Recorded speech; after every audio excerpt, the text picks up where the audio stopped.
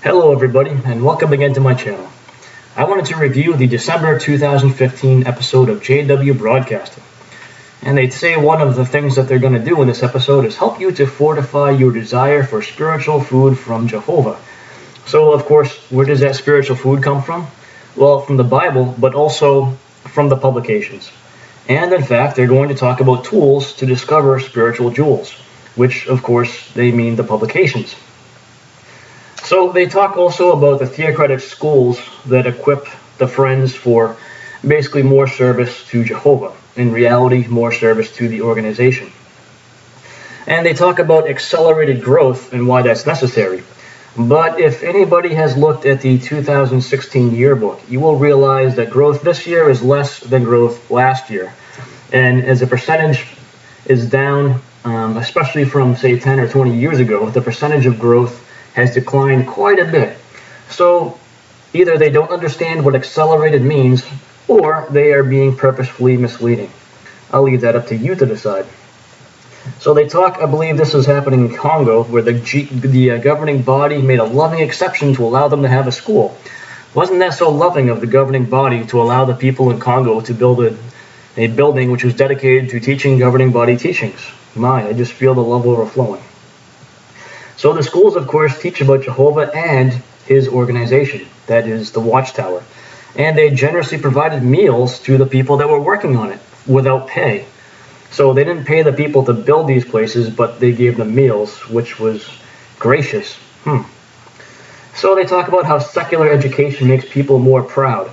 Well, proud must mean that you're able to support yourself, because the goal of secular education is to get a job and support yourself and to learn things. But I know I've seen a lot of proud people that don't have secular educations.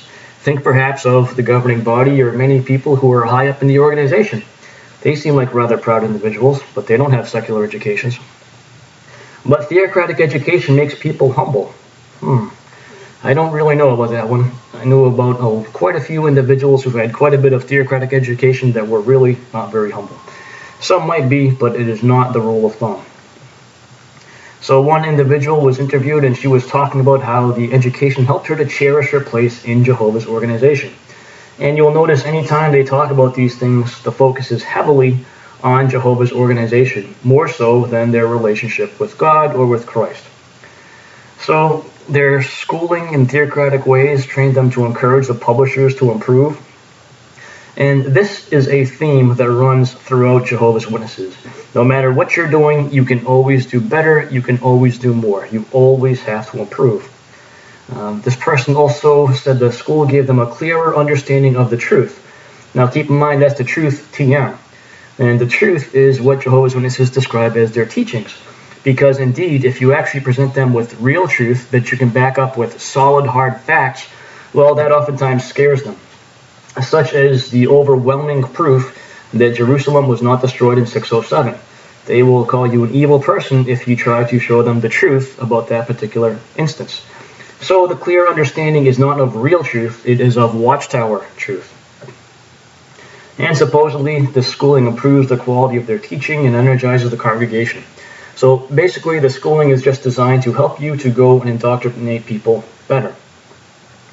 They also talked about benefiting from deep spiritual study. But here's the thing, is they don't talk about deep Bible study. So deep spiritual study, of course, refers back to deep study in the publications of the organization. And again, they're bringing the point out that spiritual food is from Jehovah because it's based on his word. But it's rather easy to find places where witness teachings contradict what's written in the Bible. So in those cases, you actually have to put Watchtower publications above the word of Jehovah if you're to be considered a spiritual person by Jehovah's Witnesses. And they say that Jehovah does not force feed us spiritually, but if you decide that you want to leave, he will decide to emotionally torture you by taking away all of your family and friends, not allowing them to talk to you, and telling them to consider you to be a horrible person. So that's not equivalent to force feeding in any way, shape, or form. So to become mature, you have to know how to study. So they give a number of points telling you how to study, and I'm not going to go through all of those.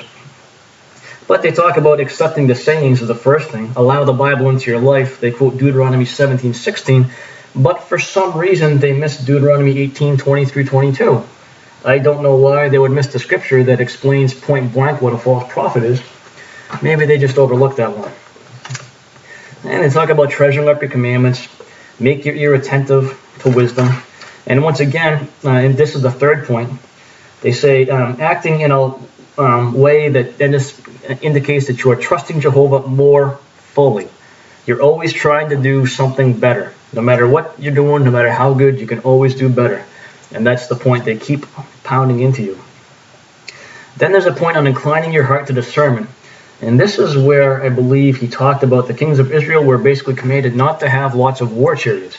Now, back in the days of the nation of Israel, the reason to have a powerful military is because on a whim, nations would decide to go and invade other nations. It's what they did. So the point of having a strong military was to be able to defend yourself. So God gave the Israelites instructions here that looked to be not very good from a human standpoint. And the point they are driving home is that if God gives instructions that look to be not very good from a human standpoint through the organization, that you should follow them. So what that boils down to is they want you to think that when the organization tells you to do something stupid, you should do it because it's coming from God. So if you have looked back at the history of the literature in any way, shape, or form, you can tell that you would have made multiple bad decisions over the course of your life if you lived your life basing it solely on advice from the Watchtower, because their expectations of what the future holds changes all the time. Then they talk about seeking for the wisdom of Jehovah as for silver, and they stress doing this using the research tools and the publications. So once again, they're trying to direct you strongly to the Society's literature, since that is their main teaching mechanism, and that is how they convince you to believe them. So they talked about the availability of spiritual food not being enough, that you have to be able to find information. Now, this is kind of an ironic statement, because I don't know if any organization out there, in a religious sense, has published as much as Jehovah's Witnesses have in the over 130 years they've been in existence. But the problem is their spiritual food goes out of date.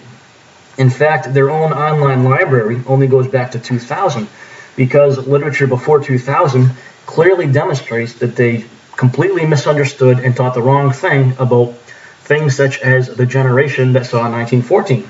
So that food has expired and now would be considered to be spiritually poisonous to them. So the sheer availability of such spiritually poisonous food is not the thing, but you have to be able to know how to find information. But here's the thing, is they really want to make sure that you know how to find the information that they're currently teaching. So that's why they only present so much literature. Because for those of us that know how to find all the places where they so firmly predicted what didn't occur, well, that's considered evil. It's considered wrong expectations. So all the tools that they have are really aimed at helping you to find the most recent teachings. And their new study aid, in fact, does that as well. It limits its references to the most current of publications, because they don't want you to find out just how recently they once again totally and completely misunderstood when Christ was coming, or when he's here, or when Armageddon's going to happen. Well, they always taught, well, not always, but since I think the 1920s, they taught that Christ was present since 1914, but before that they taught 1874. So anyways, back to JW Broadcasting. So their sources, or where once again, throughout this whole program, they keep highlighting the fact that spiritual food comes from Jehovah. So they're basically saying the literature comes from Jehovah. So what they're doing here is they're making you treat the literature as if it's inspired by God, but they're not saying that. Then they claim that the literature is not inspired by God. So if it's not from Jehovah, they shouldn't make that claim. They should say, this is our publication that we're putting out as men, and this is what we think the Bible says today, because tomorrow, as you all know, we might change our minds. But they're not saying that. They're saying it's from Jehovah. So what they're doing, they oftentimes talk about Jehovah's celestial chariot in Ezekiel, and that his wheels, the wheels on that chariot, can go anywhere they want, and he can change direction really fast.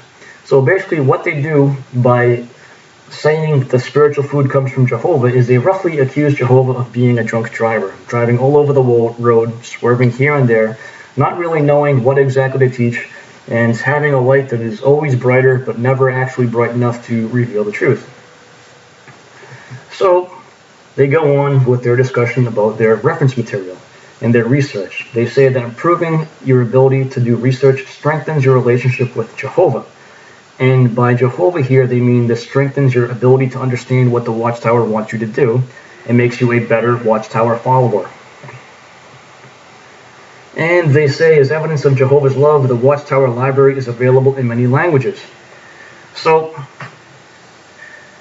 Jehovah won't necessarily help you to pay the bills, but he will provide the Watchtower library for you.